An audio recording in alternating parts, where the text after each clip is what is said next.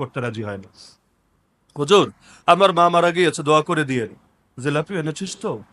না হুজুর, আমি গরিব মানুষ, অর্থনৈতিক ভাবে লসে আছি, আপাতত পারছি না, পরে খাওয়াই দিব।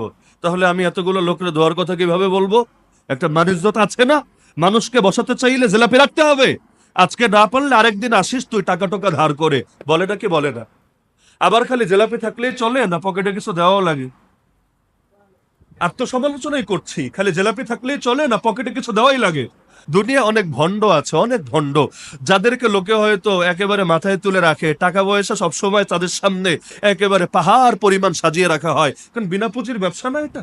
কোনো পুঁজি টুজি লাগে না, হ্যাঁ একটু সুন্দর চেহারা লাগে, সেই রকম একটা বডি লাগে, আর গরমের দিনেও অনেক মোটা মোটা কয়েক ধাপের পোশাক পরে থাকা লাগে। এরপর জান্নাতের টিকিট বেচা লাগে, আর কিছু না। ব্যাস, টাকা পয়সা কত লাগবে? বাঙালির কত টাকা, এটা আপনি দুধবাজার মসজিদে বসে টের পাবেন না, এটা আপনি স্বাভাবিক দোকানে বসে